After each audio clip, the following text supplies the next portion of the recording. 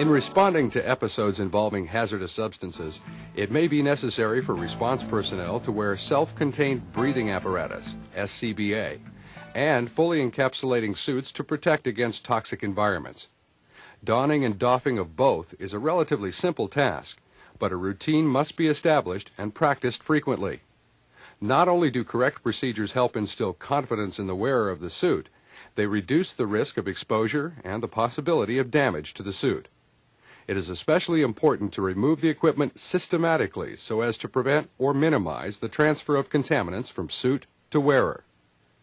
The following procedures for donning and doffing apply to certain types of suits. They should be modified if a different suit or extra boots and gloves are worn. These procedures also assume that the wearer has been trained in the SCBA has been inspected and tested. Appropriate decontamination steps have been taken prior to removal of the suit or other components. Sufficient air is available for routine decontamination and doffing of the suit. Donning and doffing an encapsulating suit is more difficult if the user has to do it alone because of the physical effort required.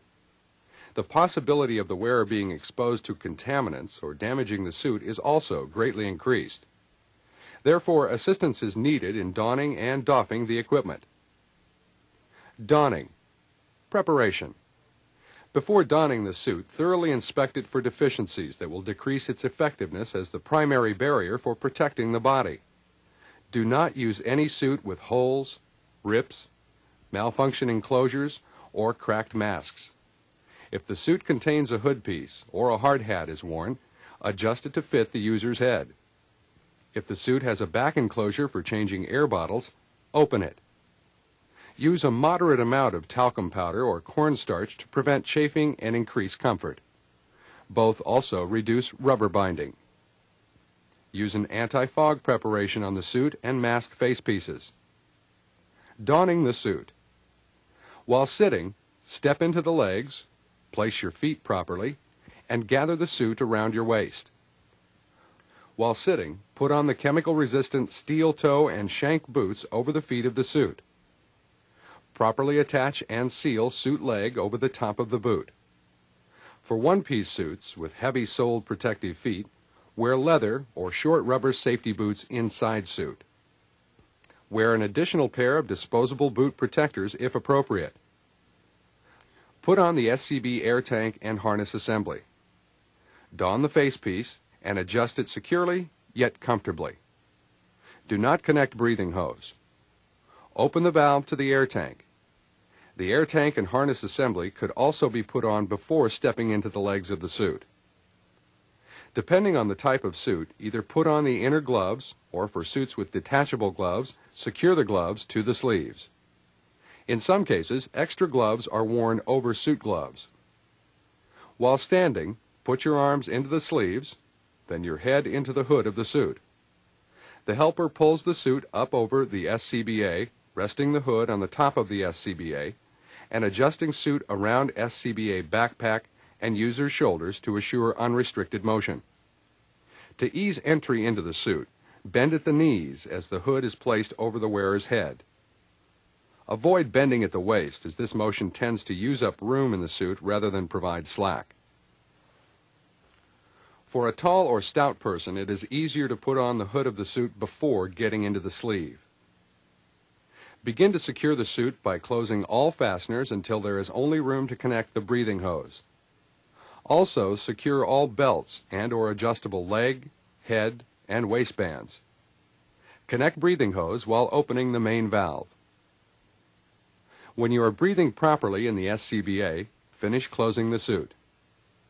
The helper should observe for a time to assure that the wearer is comfortable and equipment is functioning properly. Doffing. Exact procedures must be established and followed to remove the fully encapsulating suit and SCBA. Adherence to these procedures is necessary to minimize or prevent contamination or possible contamination of the wearer through contacting the outside surface of the suit. The following procedures assume that before the suit is removed, it has been properly decontaminated, considering the type and extent of contamination, and that a suitably attired helper is available. Remove any extraneous or disposable clothing, boot covers, or gloves. If possible, wearer kicks off chemical-resistant boots unassisted. To achieve this, oversized boots are often selected. Otherwise, helper loosens and removes chemical-resistant boots. Helper opens front of suit to allow access to SCBA regulator. As long as there is sufficient air pressure, the hose is not disconnected. Helper lifts hood of the suit over wearer's head, rests hood on top of SCBA air tank. For a tall or stout person, it is easier to remove the arms from the sleeves of the suit prior to removing the hood. Remove external gloves. To minimize contact with contaminated clothing, helper touches only the outside of the suit, and the wearer touches only the inside. Remove arms one at a time from suit. Helper lifts suit up and away from SCBA backpack, avoiding any contact between outside surface of the suit and wearer's body. Helper lays suit out flat behind wearer. While sitting, preferably, remove both legs from suit. After the suit is completely removed, roll internal gloves off your hands inside out. Walk to a clean area and follow procedures for doffing SCBA. Remove inner clothing, clean body thoroughly. Additional considerations. If the work site is very dirty or the potential for contamination is extremely high, wear disposable Tyvek or PVC coveralls over a fully encapsulating suit. Make a slit in the back to fit around the bulge of the SCBA backpack. Wear clothing under the suit appropriate to outside temperatures.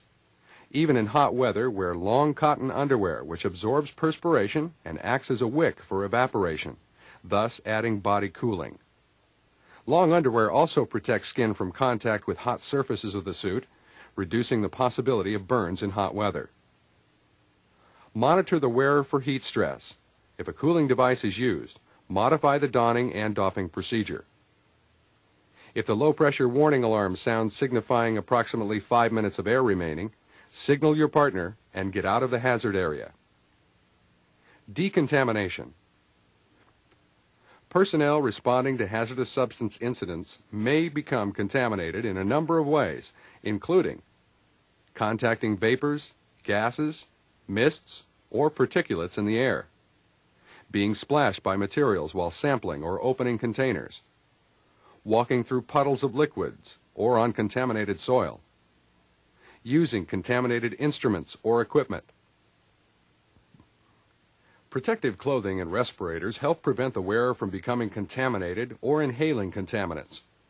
Good work practices help reduce contamination on protective clothing, instruments, and equipment.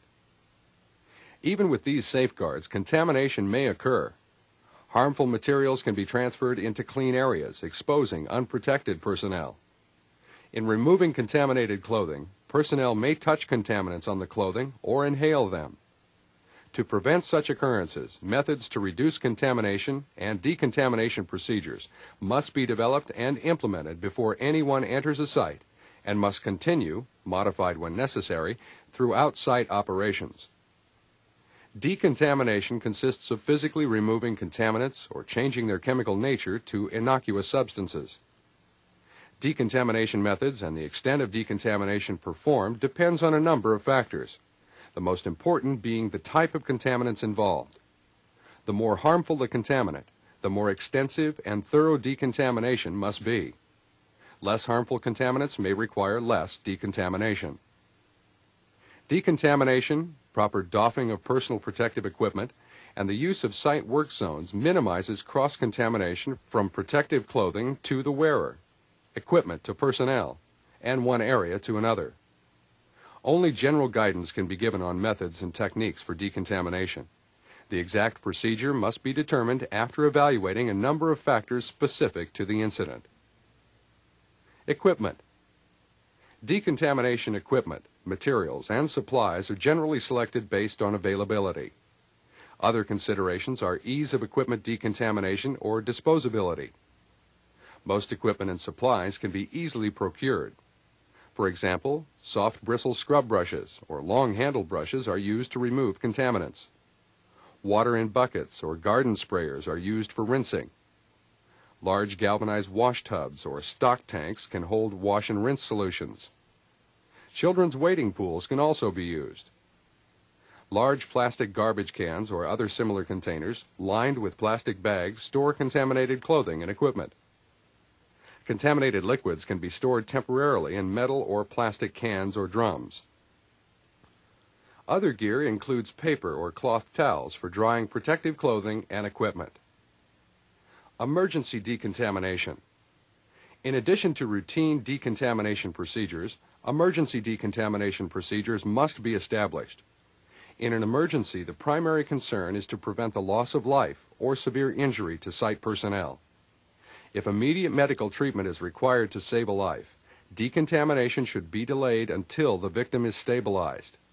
If decontamination can be performed without interfering with essential life-saving techniques or first aid, or if a worker has been contaminated with an extremely toxic or corrosive material that could cause severe injury or loss of life, decontamination must be performed immediately.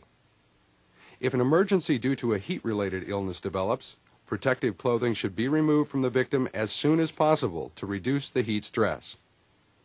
During an emergency, provisions must also be made for protecting medical personnel and disposing of contaminated clothing and equipment. Decontamination of patients.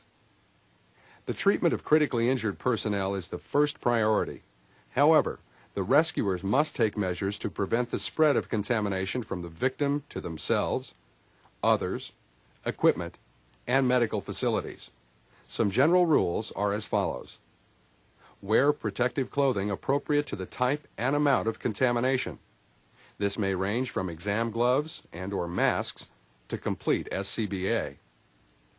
The victim's clothing must be removed as soon as possible, and clothing and personal effects be placed in a plastic bag, double-bagged, and labeled. Unless otherwise indicated, the affected areas must be irrigated and the runoff retained if possible. Communicate with the medical facility early and often.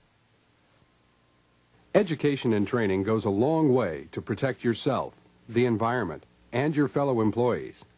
HAZWOPER training is extremely important, so take it seriously. If you have any questions, please ask your trainer or supervisor, because it's just too important to take chances. Thank you.